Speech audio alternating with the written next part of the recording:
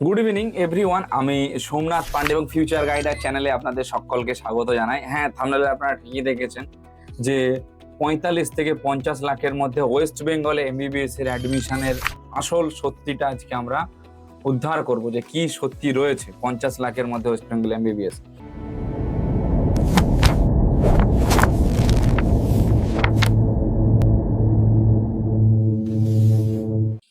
দেখুন, 50 লাখের মধ্যে ওয়েস্ট বেঙ্গলে এমবিবিএস এ অ্যাডমিশন পসিবল, তবে সেটা কোন কোটাতে সেটা আপনাকে আগে মাথায় ঢোকাতে হবে।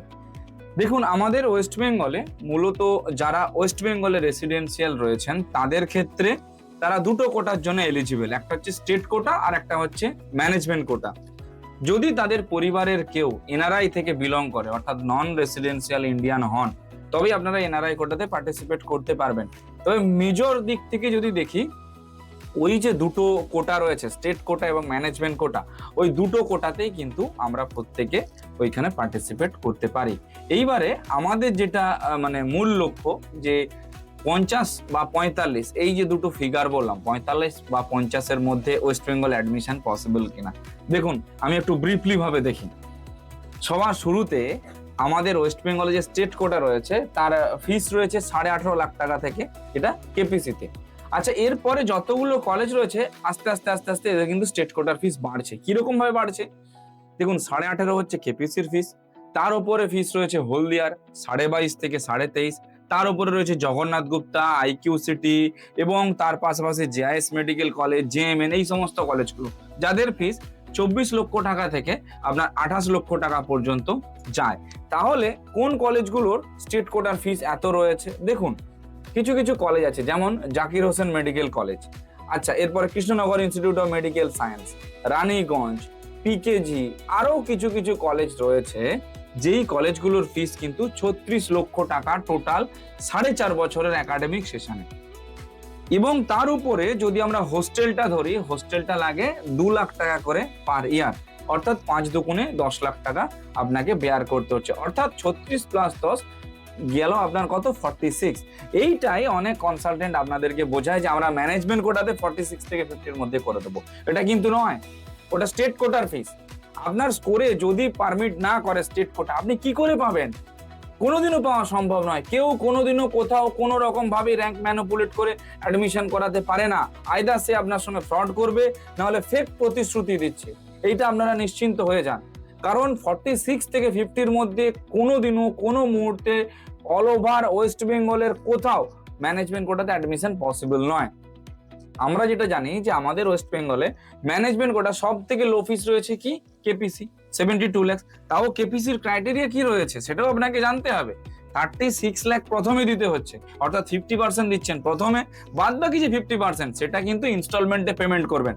তো কটা ইনস্টলমেন্ট পাবেন আপনি? দুটো। আপনাকে 18 করে দুটো ইনস্টলমেন্ট আপনি পাবেন, যেটা আপনাকে সেকেন্ড থেকে আপনার ওই সেকেন্ড অ্যান্ড হাফ ইয়ারের মধ্যে, অর্থাৎ 2.5 বছরের মধ্যে টোটাল ফিসটা কমপ্লিট করে দিতে হবে।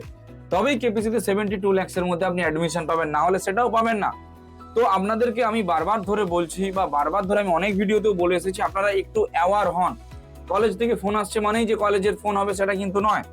অনেক ভুয়ো কনসালটেন্সি রয়েছে যাদের অফিস এক জায়গায়, যারা বলে দিচ্ছে আমরা কলেজের লোক, কলেজে আসুন, কলেজে যাচ্ছেন, অন্য একটা লোকের সঙ্গে বসে কথা বলছেন যাকে চেনেনও না, জানেনও না, কোনোদিনও দেখেনও নি, ভেবে নিয়েছেন এটা কলেজেরই লোক, দিয়ে বসে কথা বলে টাকা পয়সা দিয়ে চলে এলেন। আসার পর এসে আমাকে ফোন করছেন আপনি সেকেন্ড রাউন্ড পেরিয়ে যাওয়ার পর, যে এখনো অমুক কলেজে গিয়ে সিট বুকিং করেছিলাম, এখনো পর্যন্ত হচ্ছে আমাদের অ্যালটমেন্ট লেটার আসেনি। আগের বছর 2025 সেশনে প্রচুর স্টুডেন্ট পেয়েছি আমি যাদের এই রকম টাইপের কমপ্লেন ছিল। আমি বারবার ধরে সমস্ত পেরেন্টসদের উদ্দেশ্যেই বলছি, আপনারা একটু অ্যাওয়ার হন। 50-55 লাখে কি অ্যাডমিশন হওয়া যায় না? হওয়া যায়। ওয়েস্ট বেঙ্গলে হওয়া যায় না?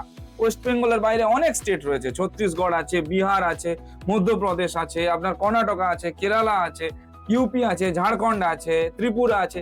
এই সমস্ত স্টেটগুলোতে আপনি 50, 55, 60, 62 লাখের মধ্যে থাকা খাওয়া দাওয়া নিয়ে কলেজ পেয়ে যাবেন। আপনি আপনার বাজেটটা মাথায় কনফিগার আউট করুন, করার পর তারপরে আপনারা আমাদের সঙ্গে ডিসকাস করুন, আমরা আপনাকে ভালো কলেজ সাজেস্ট করে দেব। ভুলভাল প্রলোভনে পড়ে যে বাচ্চা, আমার একটাই বাচ্চা, আমি বাইরে পাঠাবো না, আপনাকে ইন্ডিয়ার বাইরে কেউ পাঠাতে বলছে না। যদি আপনার বাজেট কম থাকে আপনি ইন্ডিয়ার মধ্যেই পড়ান, কিন্তু নিজের স্টেটে না পড়িয়ে বাইরে পড়ান, যেহেতু আপনার বাজেটটা কম রয়েছে। আপনার বাজেটের মধ্যে স্টেটে যদি কলেজ না আসে সেই ক্ষেত্রে আপনাকে বাইরে বেরোতেই হবে। আর যদি বাইরে বেরোনো না চিন্তা ভাবনা থাকে তাহলে স্টেটেই করান, অন্য কোর্সে করান, আরো হাজারো কোর্স রয়েছে। কিন্তু আইদার কোনো প্রলোভনে আপনারা কিন্তু কোনো রকম ভাবেই পা দেবেন না। আমি বারবার ধরে প্রতিটা প্যারেন্টসকেই বোঝায়।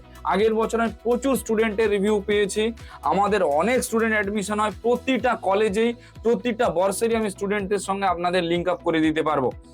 তো সমস্ত পেরেন্টসদের উদ্দেশ্যে বলবো, যারা ভাবছেন বা চিন্তা ভাবনা করছেন এই বছর বাচ্চাকে নিট দেওয়াবেন এবং প্ল্যান এ প্ল্যান বি দুটো রকম ভাবে রুট ম্যাপ রেডি করে এগোবেন, তারা আমাদের সঙ্গে যোগাযোগ করতে পারেন। আমরা রয়েছি সব রকম দিক থেকে আপনাদের হেল্প এবং গাইডেন্স প্রোভাইড করার জন্য। Thank you.